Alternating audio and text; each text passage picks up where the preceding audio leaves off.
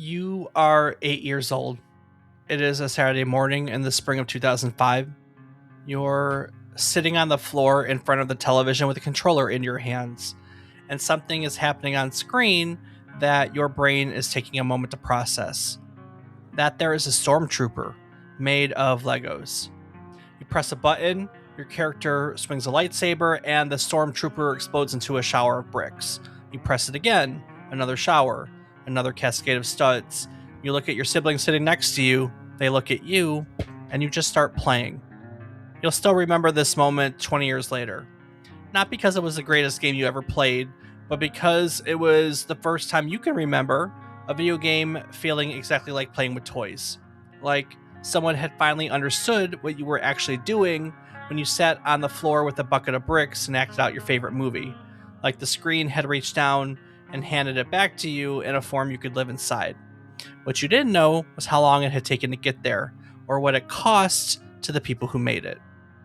Join us today for the story behind the brick, the galaxy far, far away, and the small British studio that refused to take no for an answer on today's trip down memory card lane.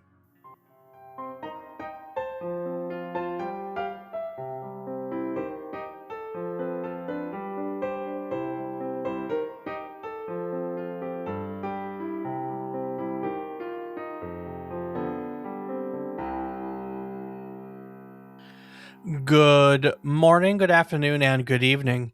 I hope these words find you well. Hello, and welcome to the 292nd episode of our video game history podcast, A Trip Down Memory Card Lane. Each week, we'll tell you a story relevant to the current week in gaming history. It can be about a game or the people who have created it. It can be about a console or the technology that brought it to life.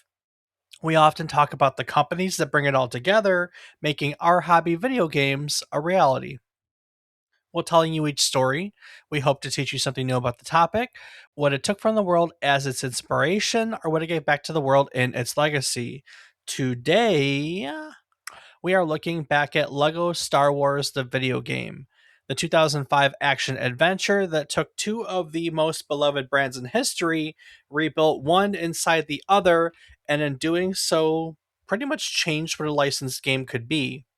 But before we get to the game, we need to go back much further to a small town in Denmark, a carpenter who refused to quit, and a plastic brick that survived everything the 20th century could throw at it. I'm David Casson, and as always, I'm joined by my co-host, who I have no doubt opened this game as a child with complete and total joy, played through the entire prequel trilogy in an afternoon, and almost certainly spent an unreasonable amount of time just smashing things for studs. He's my brother, Rob Casson. Rob, be honest, did you ever actually stop collecting studs and play the levels, or was stud farming the whole game for you? Well, Dave, it was definitely stud farming. I can't actually tell you that I beat the game story for that reason. I think that's a fair statement.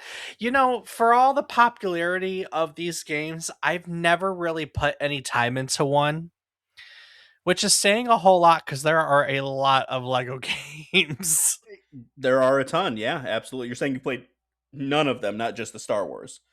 I have played Star Wars.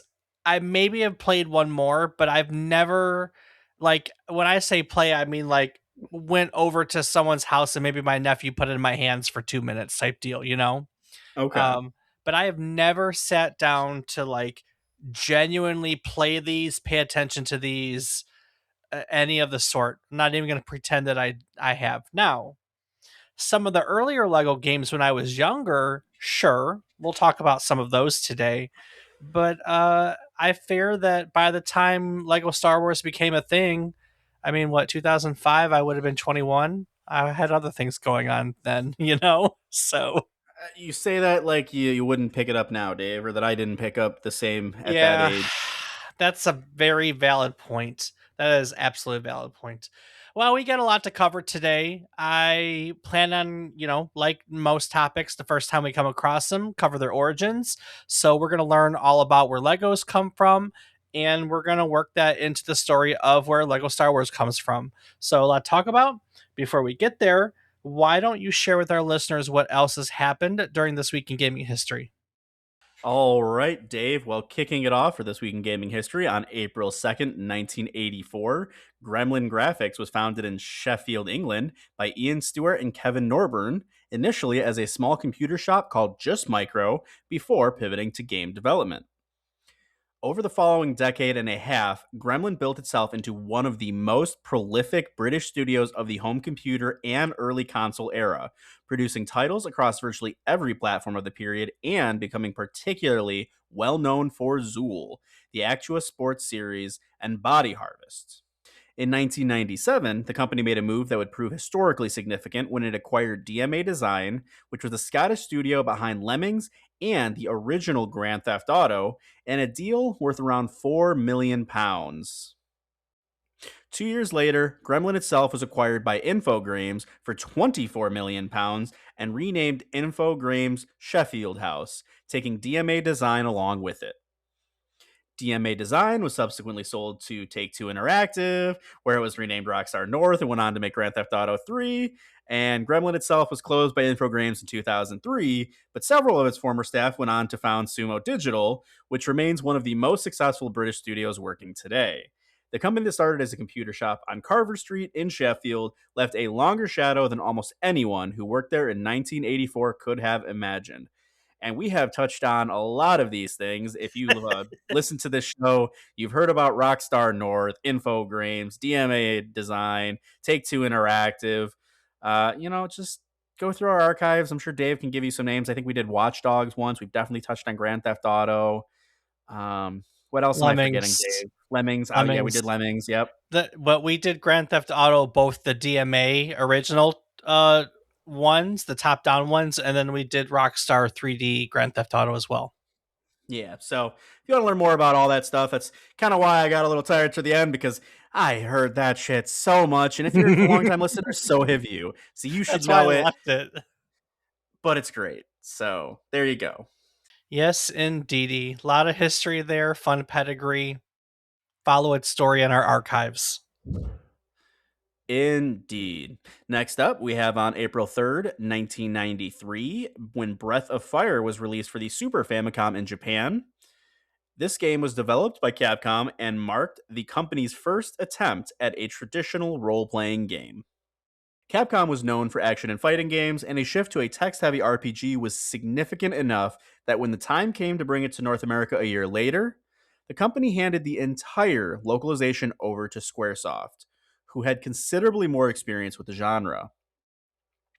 Squaresoft then advertised the game as being from the makers of the Final Fantasy series, which was a remarkable thing to put on the packaging of a competitor's product.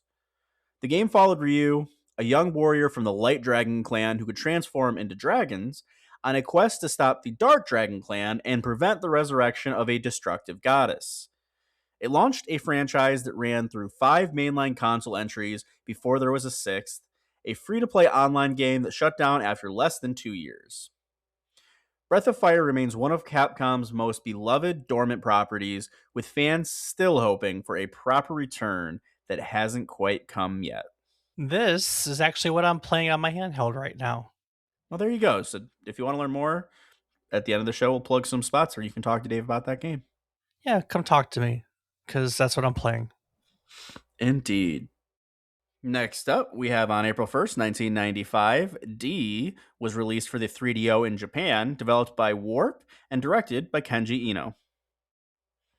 A horror adventure game following a young woman investigating a hospital after her father barricades himself inside and begins killing patients. D told its story entirely through pre rendered full motion video on 3 Amiga computers, a technical achievement that made it look unlike anything else on the market at the time. The game had to be completed within 2 real time hours with no save function, giving it a tension that most games of the era just couldn't touch. But the story of how it shipped is almost better than the game itself. Eno knew its cannibalistic themes would never pass censorship, so he submitted a clean version for approval, then deliberately missed the deadline, knowing the penalty would require him to hand deliver the master discs to the manufacturing plant in the United States. On the plane, he switched the approved discs for the real ones. D sold 1 million copies in Japan and became a cult classic internationally. And Kenji Eno, who died in 2013 at the age of 42, remains one of the most singular and uncompromising voices the medium has ever produced. We have done 2 episodes on Kenji, including this one right here. Did a whole deep dive on D. Really fascinating guy. And that is not the only crazy thing he ever did in his career. It's up there, but it's not the only thing. He had other crazy antics you should give some credence to. Indeed, go learn more. Go learn more. Next up, on April 4th, 2002, THQ announced the acquisition of Outrage Games, a small studio based in Ann Arbor, Michigan, with an unusual origin story. In 1997, the developers behind the Descent series, Parallax Software, decided to split into 2 separate companies. Matt Toshlag formed Outrage, and his partner, Mike Koulis, formed Volition. Both studios share technology and history, and both eventually ended up under THQ's roof. But where their fates diverged sharply. Volition went on to build Red Faction and Saints Row into major franchises and survived long after THQ itself had collapsed. Outrage, whose best known work was Descent 3 and a single original title called Alter Echo, was shut down by THQ in 2004. It is the kind of footnote that the game industry produces constantly: 2 halves of the same company, the same roots, the same starting point, ending up in entirely different places. We have covered both those stories as well, both Outrage and Volition. Again, go to those archives, ladies and gents. We've done enough episodes that we tend to have covered a lot of stuff. That is the truth. And I think that for the last step in This Week in Gaming History, Dave, it's something we might have covered too, at least at one point. Absolutely. Well, for those that don't know and are about to find out, on April 1st, 2003, Square and Enix merged to form none other than Square Enix. Squeenix. Squeenix indeed. This would unite the 2 companies behind the 2 biggest RPG franchises in Japan under one roof. Final Fantasy and Dragon Quest, once rivals, now short a corporate parent. The merger had nearly fallen apart 2 years earlier when Square's ambitious feature film Final Fantasy The Spirits Within lost the company somewhere in the neighborhood of $94 million and threw its finances into serious doubt. And it was only after the success of Final Fantasy X and Kingdom Hearts that stabilized Square's position that talks resumed. In a quirk of corporate structure that surprised many observers, Enix was the surviving legal entity in the merger, despite Square's name appearing first and 80% of the new company's staff coming from Square. Former Square president Yoichi Wada became president of the combined company, and Square Enix went on to become one of the most significant publishers in the history of the medium, though the road from that April morning in 2003 to where the company stands today has been anything but straightforward. So to learn more, Dave, what games can they go listen to? Ooh, Final Fantasy and Dragon Quest. I mean, we literally have done the origins on both of those. We haven't done, we did Kingdom Hearts. I haven't really done anything else in the modern Square Enix era that I can recall at the moment. Check out those 3. Yeah, those 3 that I had already mentioned. I was hoping I Dave had know. more. I didn't. Sorry. But Dave, hopefully you have more about today's topic, and I believe with that, it's time for us to dive in. So, where do Legos come from? The story of Lego begins with a town too small to find on most maps. Billund, Denmark, in the early 20th century, was not much more than a handful of farms, a dairy, a blacksmith, a mission hall, and a school.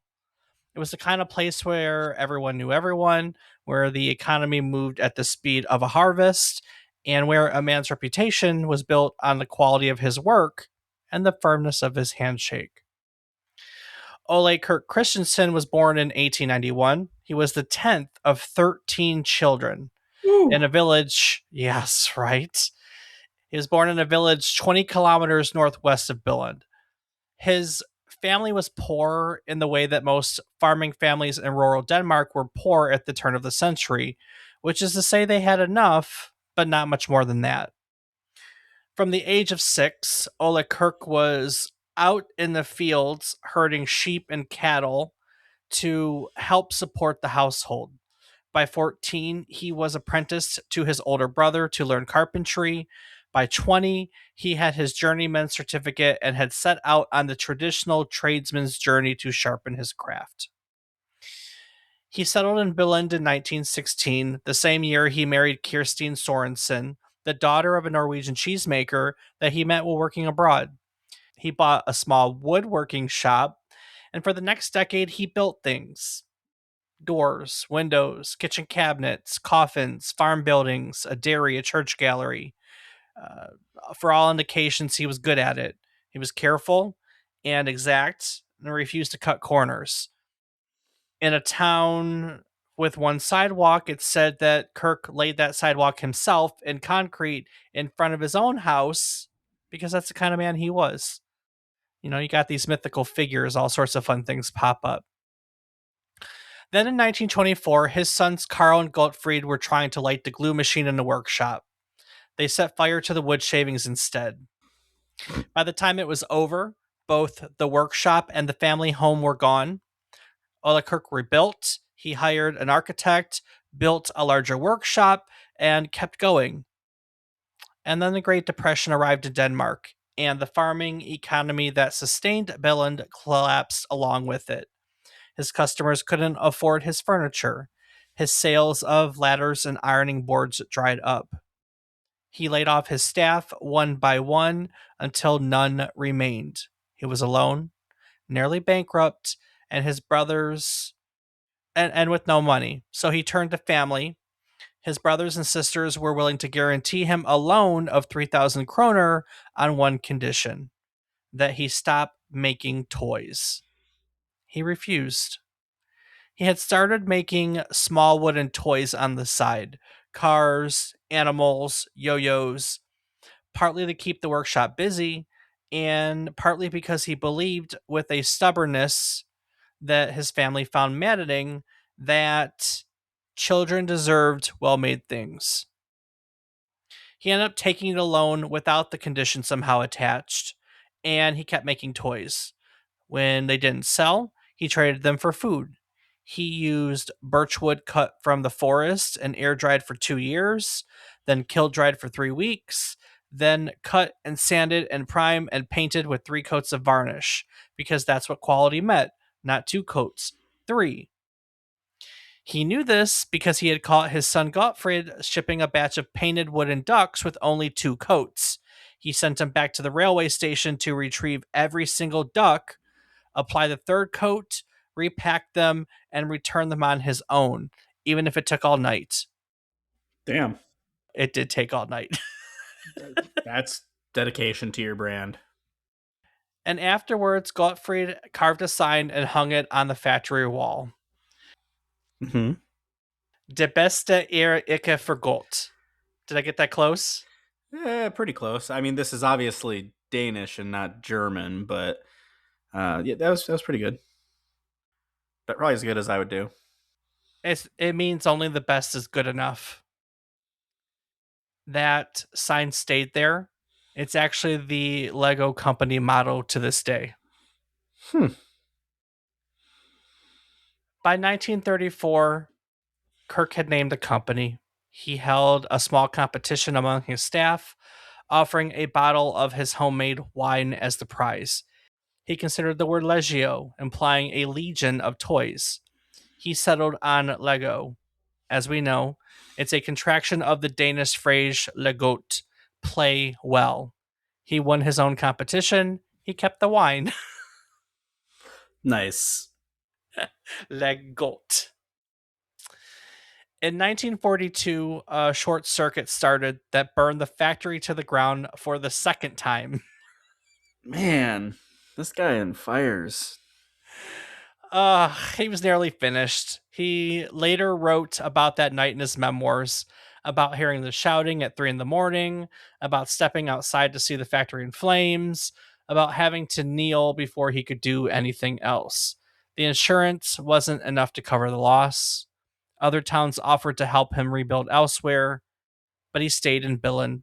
He later said because his workers were there, 26 of them, he was not going to leave them behind. So he Wow. rebuilt again, rebuilt for the second time. After the war, plastics became available in Denmark for the first time, and he did something that the entire Danish toy industry thought was foolish. He spent 30,000 crowns, more than double the previous year's profits, on a plastic injection molding machine. A trade magazine called Le Gun Toys Tidenda visited the Lego factory in the early 1950s and wrote with complete confidence that plastic would never replace traditional wooden toys. Kirk disagreed. He was still disagreeing in 1958 when the hollow tube brick, the version we know today, the one where the studs on top lock into tubes underneath to create a strong connection, was patented. It was the brick that made everything possible, the brick that could become anything. Ole Kirk Christiansen died that same year that the brick was patented, 1958, at the age of 66, having built one of the most recognizable objects in human history from a woodworking shop in a town with one sidewalk. His son Gottfried kept going. 2 years later, in 1960, a warehouse fire Oh my god. destroyed most of Lego's remaining wooden toy inventory. What the hell, man? Gottfried didn't rebuild the wooden line, he let it go. The brick was the thing now. Everything else was Went up just in ash. flames. Everything else was ashes behind him, Oh right? my god. And let's be honest about the company's history, right? 3 fires, one depression, a family loan with conditions he refused to accept, a trade press, the Toy Times, that's what that was, a Toy Times magazine that told him he was wrong about plastic. And that little plastic brick survived all of that, came from all of that. For the next 4 decades, Lego grew. Gottfried expanded the brick into a system, a philosophy of play where every set connected to every other set, where a child could build a town one Christmas and add a harbor to it the next. New themes arrived: castle, space, Technic, the minifigure. That cheerful yellow faced citizen of every Lego world debuted in 1978 and became one of the most produced human likenesses in history. Legoland opened in Billund in 1968, drawing visitors to the town. By the 1990s, Lego was one of the most recognized brands on Earth. And then the company made the mistake that successful companies have been making since long before Lego and long after. It decided that because it was good at one thing, it could be good at everything. So through the late 1990s and into the early 2000s, Lego expanded in almost every direction at once: theme parks, clothing, jewelry, watches, a television division, retail stores, and a video game division, founded in 1996 under the name Lego Media, later renamed Lego Software, later renamed to Lego Interactive. Nice. The logic was straightforward enough, right? Children love Lego, children love video games, and therefore children will love Lego video games. Yeah, checks out. And for a while, that logic held up reasonably well. Lego Island arrived in 1997, developed Woo! by Mindscape, and it was genuinely strange in the best possible way, right? It was fantastic, is what it was. It was fantastic. You played as Pepperoni, a pizza delivery boy on a surreal open world island populated by minifigures who had a habit of disassembling themselves for comedic effect. You delivered pizzas, you built vehicles, you accidentally free a villain called the Brickster from prison because the pizza fumes help unlock his cell, and then you have to chase him down before he dismantles the entire island. What a plot. Oh, it was great. I loved it so much. It was chaotic and cheerful and a little weird. And it won the Kids and Family Product Award from the Academy of Interactive Arts and Sciences. For a first attempt at a Lego video game, was a real one. What followed was a run of games that covered almost every genre imaginable, as if the division was still trying to figure out what a Lego video game was actually supposed to be. Lego Racers let you build your own car from bricks and race it against a rotating cast of minifigures. Lego Rock Raiders sent a crew of space miners crash landed on an alien planet to drill for energy crystals. Lego Chess put minifigures on a board and called it strategy. Lego Creator was essentially a digital sandbox with no objectives at all. There was a train simulator, there was a soccer game, there was Lego Alpha Team, a spy themed action game that nobody seems to remember. Some of these were good, some of these were mediocre. Uh, the problem wasn't that they were bad exactly.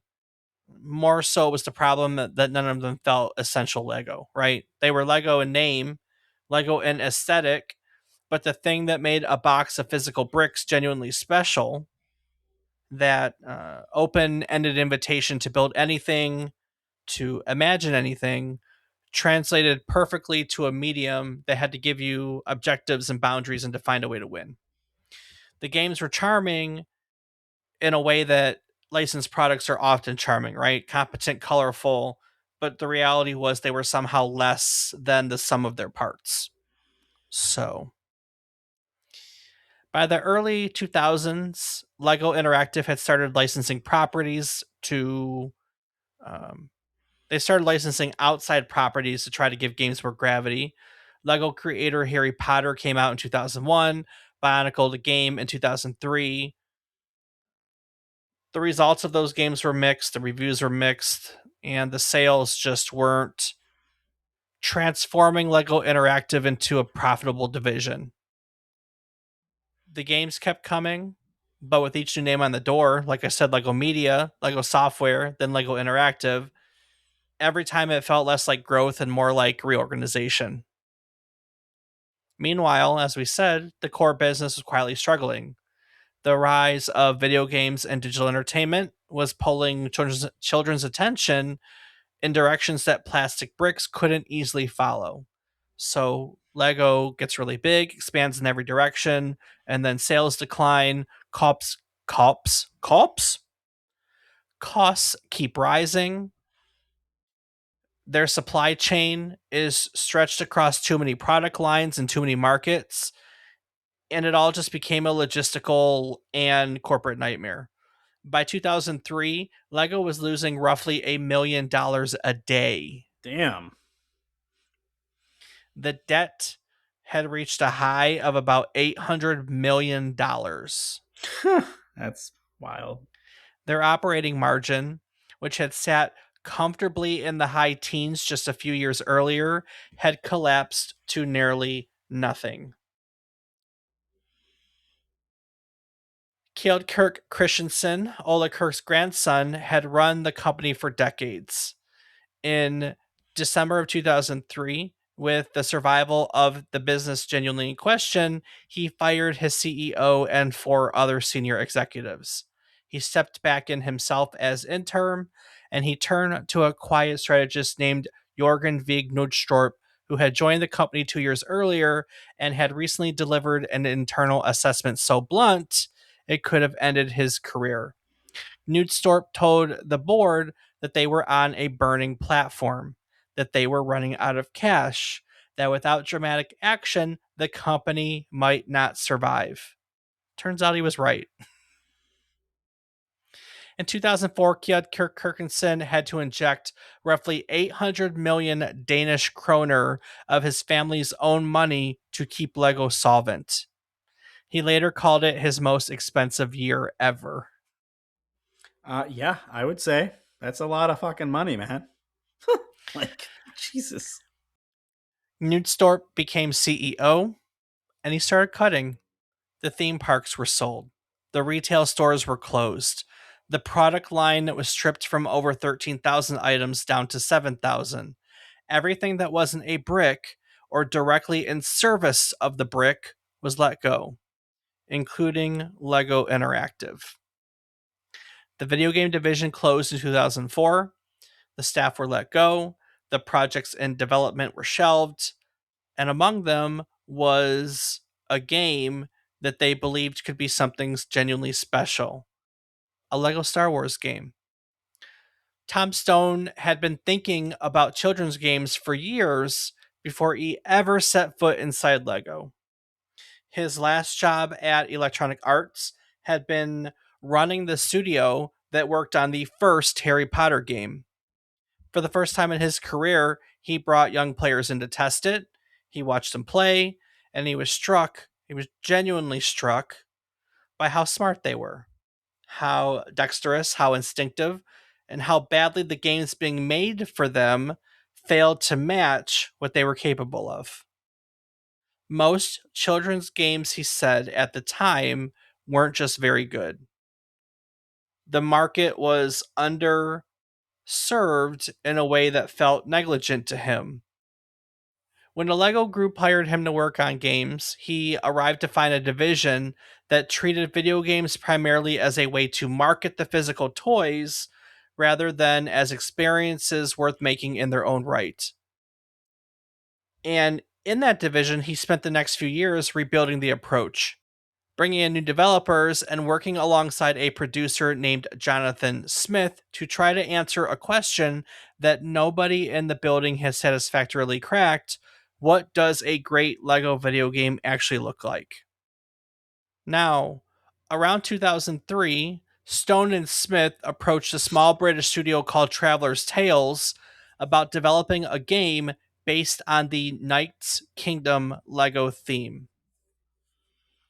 Traveller's Tales uh, had been founded in 1989 by John Burton and Andy Ingram in the northwest of England, and they had built a reputation on licensed games for Sega and Disney. Games like Sonic 3D Blast, Sonic R, Mickey Mania, Toy Story, A Bug's Life. They were not a studio that made headlines, right? They made licensed titles. They worked with other people's properties. Burton later said that they took the Knight's Kingdom project partly because another contract had fallen through. Nobody expected it to be anything more than a modest licensed product. But Stone kept turning the idea over. Knight's Kingdom didn't feel right to him. That brand wasn't big enough to carry the weight of what he was starting to imagine. And then it hit him.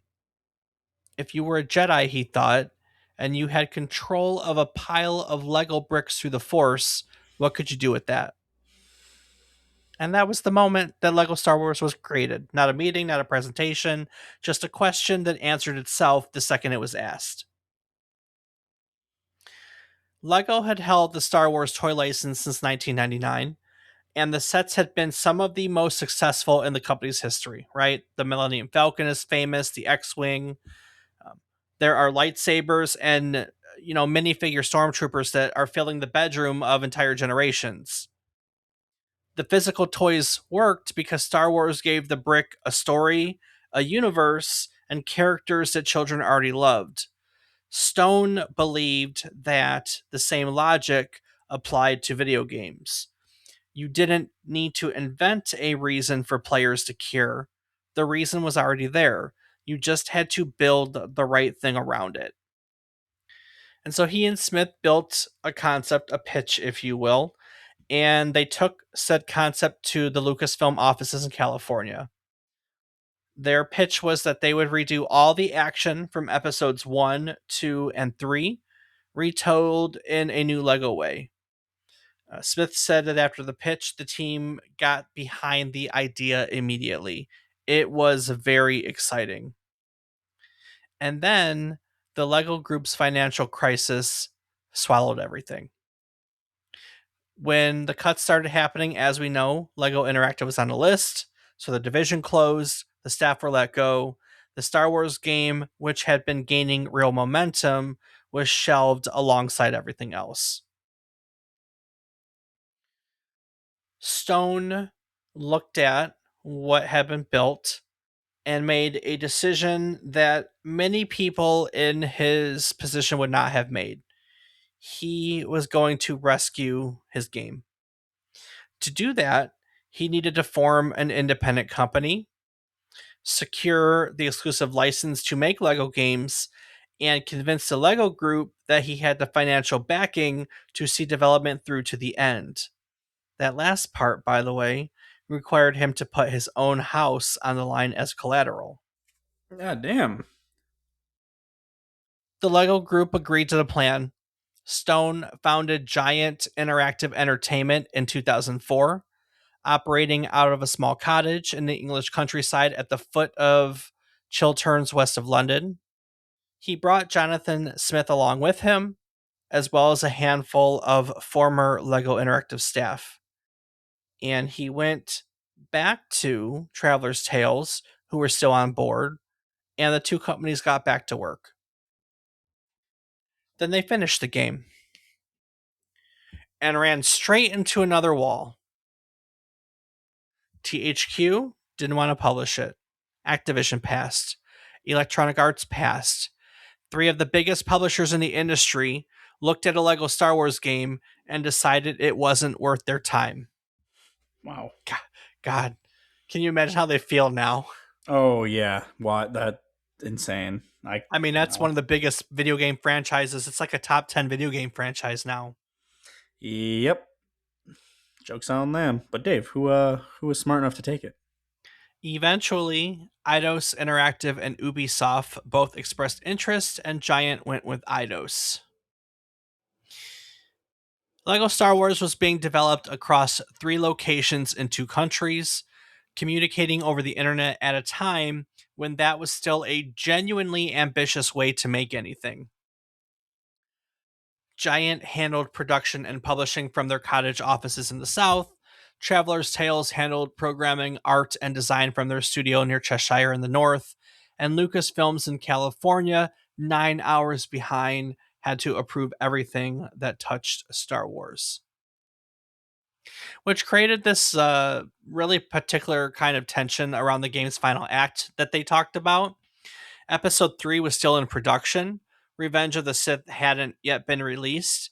The team was building levels from a film that didn't exist yet, working from whatever Lucasfilm was willing to share. When journalists visited Giant's offices in the months before the release, the episode 3 levels were locked. Oh, very nice. I was afraid that they would have gotten leaked. I didn't know. No, they locked it. You could play through the Phantom Menace and Attack of the Clones freely, but the ending of the story was behind a wall of secrecy. You know, trust kind of had to be earned before George Lucas's final chapter was unlocked. They were basically building a game around the conclusion of a saga that they weren't allowed to know the conclusion of the saga. Well, I mean, Yeah, at the time it was one of the biggest like secrets in the world, right? the secret was that Anakin was Darth Vader. I mean, Uh, come on, that's not really a secret, guy. okay. Well, If you saw the original trilogy, you kind of know. Yeah, you know. I think the secret was more so how he became, because we didn't know the lava scene until episode 3 came out, right? Okay, all right, all right. I guess Mustafar didn't exist before. The moment Tom Stone saw the first demo, he knew. Traveler's Tales had built a playable slice at the opening level, the Trade Federation battleship from the Phantom Menace. It was just a few minutes of gameplay, just enough to show what the thing could feel like. Stone watched it and later said that the hairs on the back of his neck stood up. He knew immediately that they had something remarkable and special. What he was looking at was deceptively simple. A Lego minifigure moving through a recognizable Star Wars environment, cutting down enemies, using the Force to manipulate objects, everything rendered in the bright primary colors of a Lego set. It shouldn't have worked as well as it did, but when those two worlds collided, the galaxy built far, far away in bricks just felt unmistakably right, he said. That decision to find everything else everything flowed from that moment, basically. Nobody speaks, right? Not Qui-Gon Jinn or Anakin Skywalker, not Jar Jar Binks, which, depending on your feelings about Jar Jar Binks, may have been, the best choice they could have ever made. Terrible choice, Misa thinks.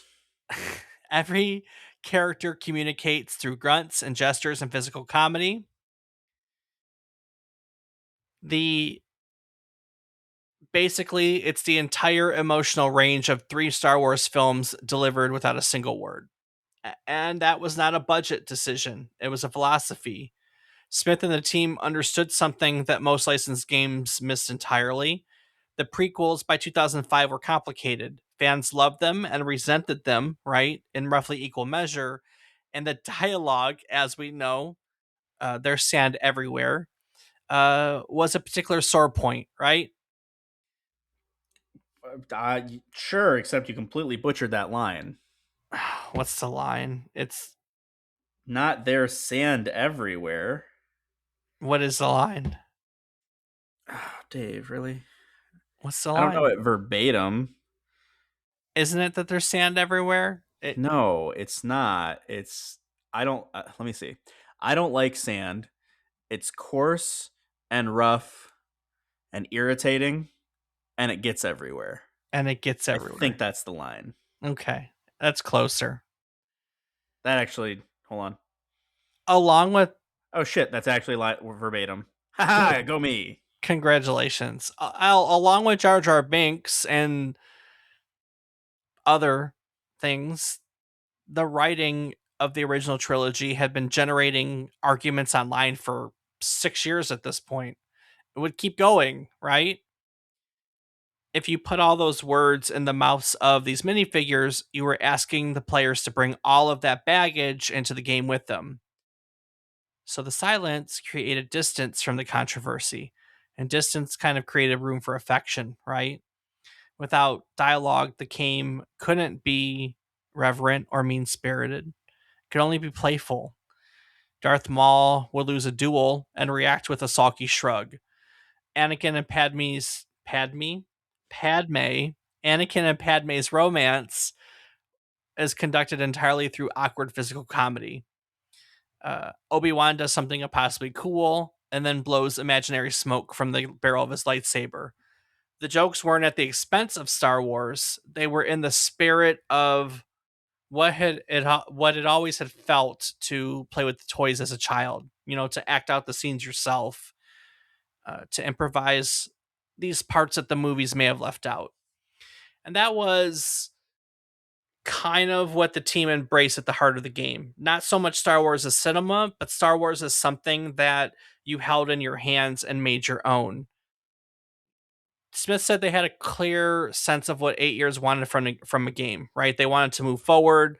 They wanted funny things to happen when they press buttons. And they loved more than you could possibly believe cheats. The one thing that killed a game for them wasn't difficulty, it was confusion. When they couldn't understand what they were being asked to do, or the effects on what they were doing having on the game, they got frustrated. So the game was designed from the ground up around that understanding, right? There are generous checkpoints and clear objectives. There's a difficulty curve that's gentle enough that a child who'd never played a video game before could make progress. And then what's arguably one of the best parts of the series is that it has couch co-op, right? Two players could drop in or drop out at any moment without either of them having to stop. So if you had a second controller and a friend on the sofa, maybe an older sibling who wanted to, play for a few minutes, you could just pick up a controller. The co-op was seamless. Um, it was seamless. They It took was my fantastic. goddamn bricks, though, Dave. That's bullshit. They took Yes, we did take your bricks. Collectibles were everywhere. There were studs to gather, characters to unlock, mini kits hidden in corners that rewarded players who looked carefully. There was always something to find, always a reason to return to levels that they had already completed. And underneath all of that, most importantly, was something that Traveler's Tales had been quietly developing through years of licensed Disney work. That's a genuine instinct for making destruction feel joyful. Everything in the world could be smashed, right? Every object, every piece of scenery, every enemy exploded into a shower of bricks and a cascade of studs. The game had kind of found a way to make breaking things feel like building something. Buried inside the game, also, accessible only to players who completed the True Jedi challenge on every level, was a secret bonus chapter. Darth Vader boarding the Tantive 4, the opening moments of A New Hope played out in Lego. It ended with a message on screen: to be continued. The team had hidden a sequel tease inside the game that hadn't shipped yet for a franchise that didn't exist yet, and a bonus level that most players would never find. When you look back at it, it's an act of extraordinary confidence from a studio that had spent the better part of 2 years being told no by most major publishers. No one wants to play your game. Why are you doing this? That is bold as shit. The game went gold on March 23rd, 2005, shipped on March 29th, a full 7 weeks before Revenge of the Sith arrived in cinemas, which at the time was being marketed as the last Star Wars film that would ever be made. Ha. Ha ha ha ha. The saga was ending, and here was a game that let you play through the whole prequel trilogy in bricks with a friend, laughing before the final chapter had even opened. You'd see everything and know, but you would. That's weird. It's Yeah. crazy. Giant Interactive and Traveler's Tales merged to form TT Games the week before the game shipped. The two companies that had built it became one the moment their game reached the world. Rob, hearing about Tom Stone putting his house on the line to rescue a game that all the major publishers had passed on, building it out of a cottage in the English countryside, and then merging the two companies into one the week before it shipped, that's complicated, man. It makes me feel like our setup is considerably less dramatic. Yeah, I mean, neither of us have had to put our house on the line for this podcast. Yeah, well, I mean, yeah, nobody had to. And that's largely because we use Zencaster. It's an all in one podcasting platform that takes the chaos out of the process entirely. You log in from your browser, hit record, and you're instantly capturing studio quality audio and up to 4K video. There's no complicated setup, no cottage and the chill turns, no international conference call. Yeah, but what about when things go wrong mid recording? Because things always go wrong. Well, that's where Zencaster's multi-layered backups come in. Even if your connection drops, your recordings stay safe in the highest quality. No lost work, no starting over. And what about editing? Don't tell me it requires a silent partner and an exclusive licensing deal. Not even close. Zencaster's post-production tools automatically clean up background noise, trim filler words, and balance your audio. The polish happens without any drama. And once it's done, how do we get it out there? Well, Zencaster distributes your podcast directly to all the major platforms like Spotify, Apple Podcasts, and more, all from the same dashboard. So basically, the opposite of getting rejected by 3 major publishers before you even ship. Pretty much. Go to zencaster.com. Use our offer code if you want to join. It's all one word, memory card lane, and you can get 30% off the first month of any Zencaster paid plan. If you get a story to tell, Zencaster makes sure the only thing on the line is the content. And not your house. That is absolutely right. If you want to join, head over to Zencaster, use our offer code, all one word, memory card lane, and get 30% off the first month. All right, Dave. So after all of that, was it worth it? When LEGO Star Wars hit shelves on March 29, 2005, the response was not the immediate explosion that the game's eventual legacy might suggest. Honestly, it was quieter than that, more gradual. You'll have to remember, all sales in 2005 were physical. There were no digital charts updating by the hour, no social media groundswell to watch in real time. The early reviews of the game were positive, warm, but not the kind of, rapturous reception that announced a sea of change. Edge gave it a 7, noting that its appeal really went beyond 20 minutes at a time. The GameCube version earned an 8.3 from IGN, whose reviewer noted that for the young crowd, the game was wonderfully accessible, and for the older crowd, it would not fail to put them into its charming interpretation of the prequel trilogy.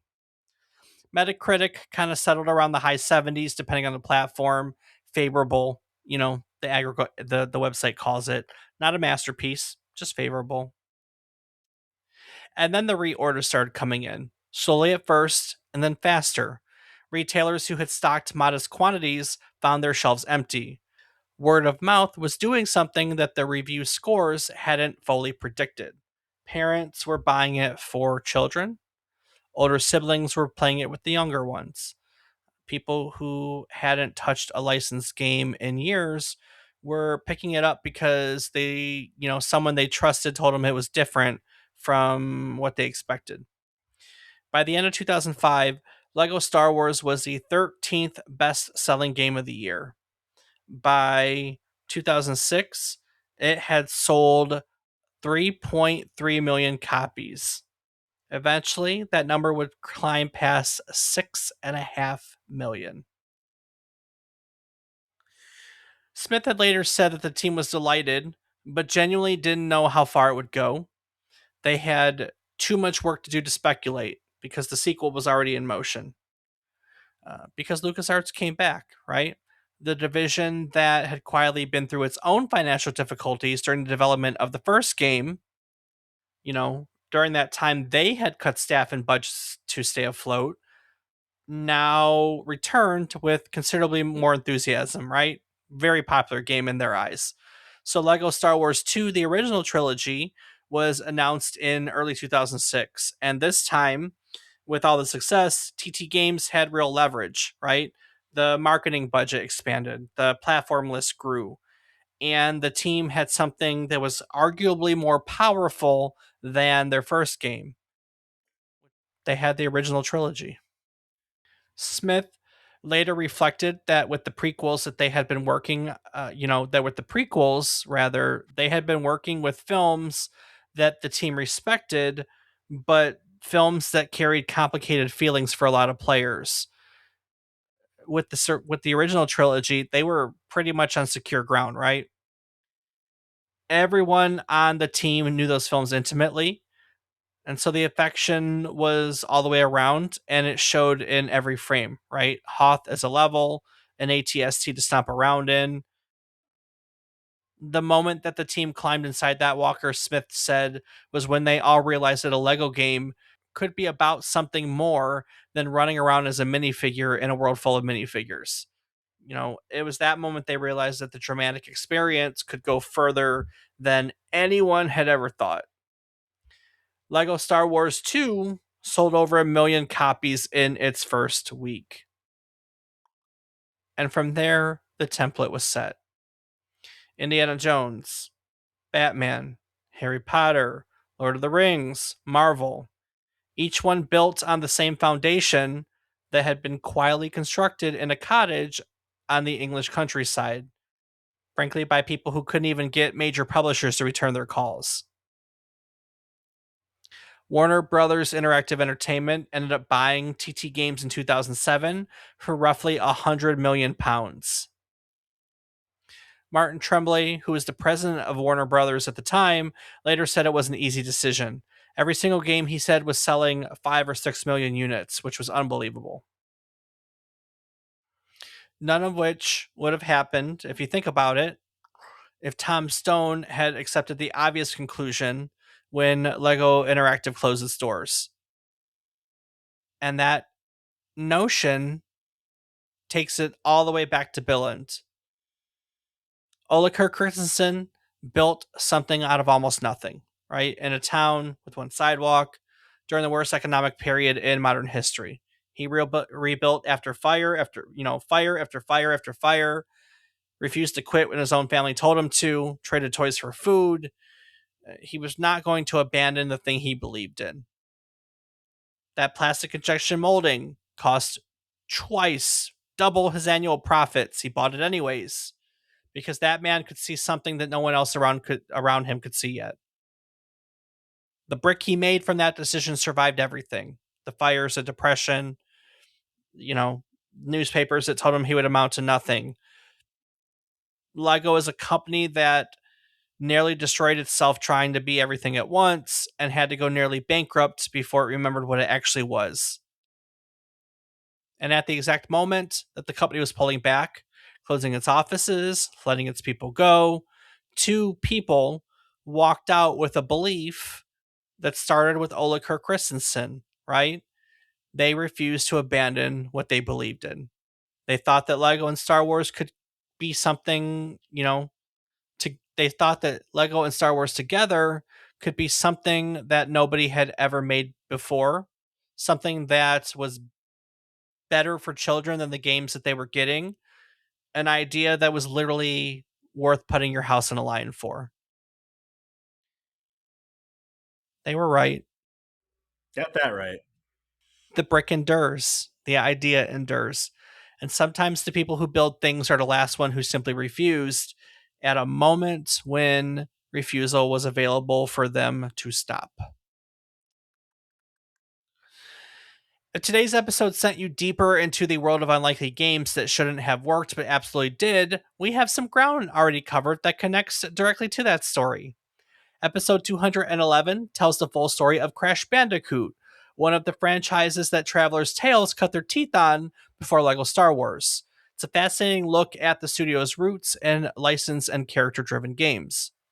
Episode 239 explores Kingdom Hearts, another game that proved an impossible license crossover could be something genuinely beloved when the people making it refuse to be cynical about it. And episode 245 goes all the way back to the Star Wars arcade from 1983. The first video game, the first time anyone tried to bring that galaxy far, far away into a game cabinet. And that story helps put today's episode into the context of what Star Wars has always meant to gaming. You can, of course, find these episodes and more in our archives at www.memorycardlane.com. Rob, what else can people find when they head to our site? You can find a calendar of our future episode topics and what we'll be talking about in the coming weeks and months. You can find a link to our Discord where you can come chat with Dave and I and maybe talk about some new game he's playing on his cool new device that may have been mentioned at the beginning of this episode for those that have been here since the beginning, which I hope you have. Otherwise, why are you right at the end? It's kind of weird. But anyway, you can find link to our Patreon where you can get access to our ad-free and unedited versions of our episodes. And you can find a link to our social media where I am on several platforms as Rob_O_Raptor and Dave. I can be found on various platforms as David is wrong. And look, if you can't support us on Patreon, there is a really simple, free, and easy way for you to support us. If you've never done so, go to wherever you get our podcasts and rate us. Rate us, submit a review, give us some feedback. Help other people find us. Every week we have a lot of really great stories, and it would be great to share them with as many people as possible. So if you've never taken the time to rate and review us, please go to your platforms and do so. Each week, we'll tell you one story relevant to the current week in gaming history. It can be about a game, a person, a technology, a console. We've covered a few places before. While telling you each story, we hope to teach you something new about the topic, what it took from the world as its inspiration, or what it gave back to the world as its legacy. When we sit down to research these new topics each week, we get excited when we find out new things to share with you. It's a fantastic cycle of learning and teaching, teaching and learning. And in celebration of said cycle, we like to talk about our takeaways each week. So, Rob. So, Dave, what did you learn today? You got me. I had never, ever even thought where Legos came from. So that fantastical story of the toy that almost wasn't, right? Fire, fire, fire. I mean, 3 times it tried to burn down. And they said, nah, pass. We're going to build toys anyways. That kind of perseverance is impressive, Yeah, that is actually insane. I and the thing of it is both stories are the same way, right? The Traveler Tale story is the same way. You've got these two guys who wanted to make this game, were excited about this game, and then Lego Interactive gets closed, and they're like, nope, not closing. Let's go build this elsewhere. It's this really cool deal where you have Legos and its video game property that are both just genuine stories of perseverance, and that was a fun parallel to make. So yeah, Rob, how about you? What was your favorite part? Well, Dave, I think you kind of hit right on the head with what you said. The story of how Lego came to be is quite a crazy one. I knew how it got started from the wood blot, the wooden toys, and I did not know about all the fires. That's insane to me that three different fires, and that was the big takeaway. All the way up until you said that the games shipped before Episode 3 released, and that's just mind blowing to me because I, having not played through them and finished it, I don't know how Episode 3 in the game plays, but I would have to imagine that the Sinan Mustafar is a thing. So you would have seen that before you would have seen the movie if you managed to beat it, and that's just mind blowing. Yeah, I'm not entirely sure, to be honest with you. Um, But it also makes me think of how things could be released nowadays, where if we had something like this, we had a Lego movie that was like all three episodes, but it was during the time when one hadn't been released yet. We could easily just have not necessarily DLC, but like a locked portion that doesn't release until a certain date. That is very true. And That it was is just kind of absolutely true. yeah, I thought that was a pretty cool thought. And like, how could they have done it back then? There was no way to do that. But nowadays, that's something they could do where they could just keep it from you. Like, hey, we'll release this ready to go game. And, the same day you go see the movie, you can now play the game and relive what you just saw in the movie. True statement. So, yeah, that's it for me. Well, So yeah, before I wrap it up and take it into next week, is there anything you'd like to add to today's episode? I'll just take one quick moment to say thank you so much to everyone for listening. We hope that you enjoy listening to our dumpster fire of a podcast, and hope that you get a little bit of learning and joy out of it, like we do. So thank you. We get joy out of this? Well, Dave, I guess I can't speak for you, and I never sound enthused, but that's just who I am this week. Tom Stone was working on a Harry Potter game at EA when he first understood what was missing. He watched children play and saw how capable they were and how badly the industry was doing them a disservice. That observation followed him to Lego Interactive, through a financial crisis that closed the division around him, through rejections from every major publisher, all the way to a college, all the way to a cottage in the English countryside, where he put his own house on the line to finish something he believed in. Jonathan Smith was with him, John Burton and Traveler's Tales were with him, and together they built something that looks on paper, frankly, like it had no right to work. A licensed game, no dialogue, plastic bricks, just a galaxy far, far away, rendered in primary colors and slapstick comedy. It worked because the people making it refused to accept someone else's assessment of what was possible, right? Because they knew what children deserved, because they understood that the right idea, held on too tightly enough, eventually finds its moment. Ole Kirk Christiansen understood that too. In a woodworking shop in Billund in the middle of the Great Depression, he figured out the same thing that Tom Stone figured out 70 years later. The brick has always known it. It just takes the right hands to prove it. Next week, we're trading plastic bricks for something considerably more mysterious. In 1982, a game called Entombed shipped for the Atari 2600. Buried inside it, in 32 bytes of code, was a maze generation algorithm so efficient and so elegant that decades later, actual academics couldn't figure out how or why it worked. When they tracked down the programmer, he said it came to someone while they were drunk, coded overnight, and forgotten by morning. That turned out to not be the whole story. Join us next week as we dig into the algorithm that stumped researchers for 40 years on next week's trip down memory card lane. Do the thing. Skibidi dap dap dap do up do up do do up do